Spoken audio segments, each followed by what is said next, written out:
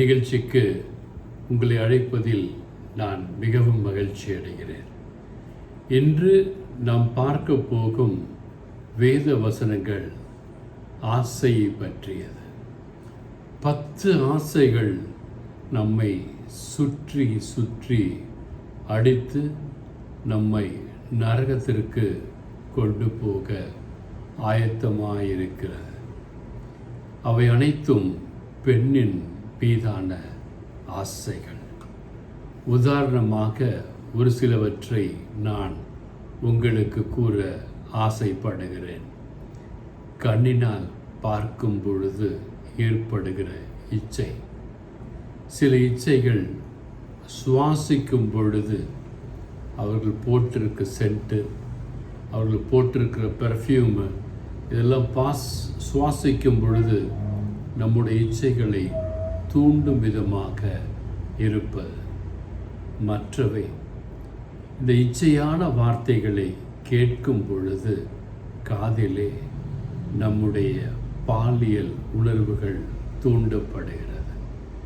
கண்ணிலே ஆபாசமான படங்களை பார்க்கும் பொழுது நம்முடைய பாலியல் உணர்வுகள் தூண்டப்படுகிறது. உடலிலே நம்முடைய பாலியல் உணர்வுகள் தூண்டப்படுகிறது. அவர்கள் ஆடைகளை சற்று விலகி இருக்கும் பொழுது, காணும் பொழுது இயற்கையிலே நம்முடைய உடலுக்கு ஒரு வகையான இச்சை ஏற்படுதல். இப்படி 10 வகையான இச்சைகள் நம்மை பெண்ணின் பால் கவர்ந்து இழுக்கிறது. இதை பார்க்கும் பொழுது மத்தேயு சுவிசேஷம் 5ஆம் அதிகாரம் 28ஆம் வசனம் இவ்வாறு சொல்கிறது: இச்சையோடு ஒரு ஸ்திரியை பார்த்தாலே விபச்சாரம் செய்தாயிற்று என்று வேதத்திலே சொல்லப்பட்டிருக்கிறது. ஊழியக்காரர்கள், ஊழியக்காரிகள், குருக்கள், கன்னியர்கள் இவர்கள் எல்லாம் ஆண்டவருக்கு என்று தங்களை அர்ப்பணிப்பு செய்திருப்பார்களேயானால் இவர்கள் இந்த இச்சைகளுக்கு விலகி காத்திருக்க வேண்டியது நம்முடைய தலையாய கடமையாய் இருக்கிறது. பிரசங்கிக்கு எழுதின புத்தகம் 6ஆம் அதிகாரம் 9ஆம் வசனத்தை பார்க்கும் பொழுது, ஆசையானது அலைந்து தேடுகிறதை பார்க்கிலும் கண் கண்டதே நலம். உங்கள் ஆசை அலைந்து தேடுவதை பார்க்கும் பொழுது அது உங்களுக்கு நலமாய் இருக்காது. உங்கள் கண் எதை கண்டதோ, ஆண்டவர் உங்களுக்கு எதை கொடுத்திருக்கிறாரோ அதை வைத்து நீங்களும் நானும் திருப்தியான வாழ்க்கை வாழ்வது நலம் என்று வேதம் சொல்லுகிறது. அதே வேதத்தில் இதுவும் மாயை, மனதை சஞ்சலப்படுத்துகிறதுமாய் இருக்கிறது என்று சொல்லப்பட்டிருக்கிறது. இவ்வுலகத்தில் இருக்கிற எல்லா பாவங்களும், எல்லா பாவத்தை தூண்டுகிற இச்சைகளும் மாயை. அவை உங்களையும் என்னையும் பாவத்திற்கு உட்படுத்தி எப்படியாவது எரி நரகத்திற்கு கொண்டு போக வேண்டும் என்று ஆசிக்கின்றது. எனவேதான் வேதம் சொல்லுகிறது, அலைந்து தேடுகிறதை பார்க்கிலும் உன் கண் என்ன காண்கிறதோ, ஆண்டவர் என்ன கொடுத்திருக்கிறாரோ அது நலம் என்று வேதம் சொல்லுகிறது.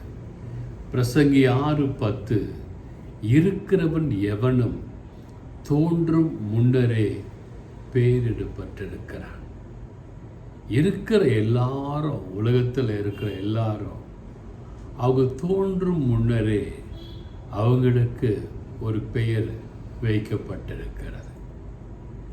உதாரணமாக, நான் பால் மாட்டினி, நான் இல்லற வாழ்க்கையில் வாழ வேண்டும், இப்படியெல்லாம் வாழ வேண்டும், எனக்கு மனைவி பிள்ளைகள் இருக்க வேண்டும் என்று ஆண்டவர் என்னை பெயரிட்டு ஆசீர்வதித்திருக்கிறார்.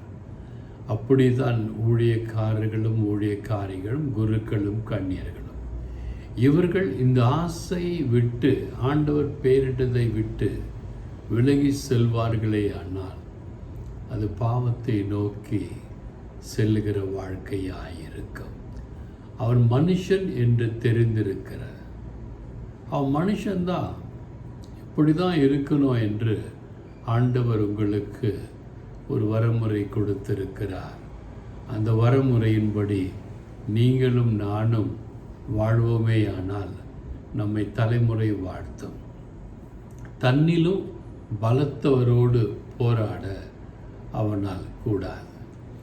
உங்களுக்கும் எனக்கும் ஆண்டவர் என்ன கொடுத்திருக்கிறாரோ அந்த வாழ்க்கையை வைத்து கொண்டு நாம் திருப்தியாய் வாழ வேண்டும். அதைவிட பலத்தோடு இருக்கிறவர்களோடு நாம் போராடக்கூடாது.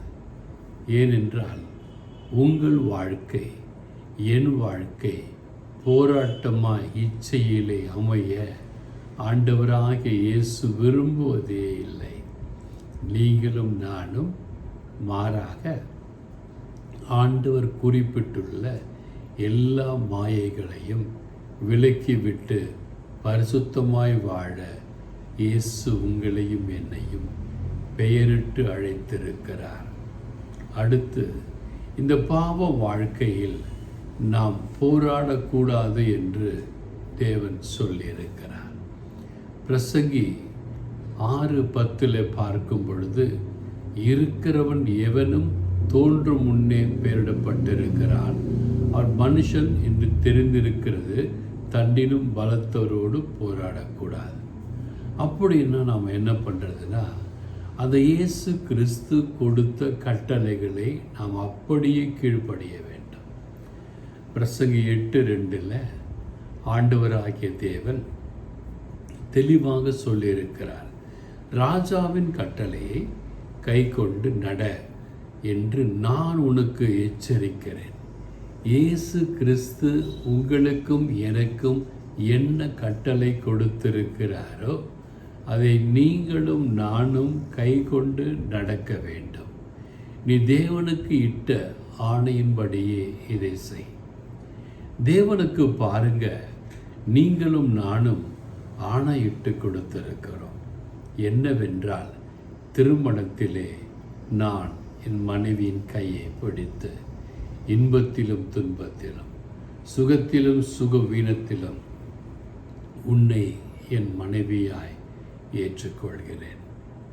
குருக்கள் கன்னியர்கள் என்ன செய்திருக்கிறார்கள் என்றால், ஊழியத்திலே நான் ஆண்டவரை போன்று என் கன்னித்தன்மை கெடாமல் வாழ்வேன், பண ஆசை பொருள் ஆசை பெண் ஆசை இல்லாமல் வாழ்வேன், எளிமையான வாழ்க்கையை வாழ்வேன் என்றெல்லாம் ஆணையிட்டு கொடுத்திருக்கிறார்கள்.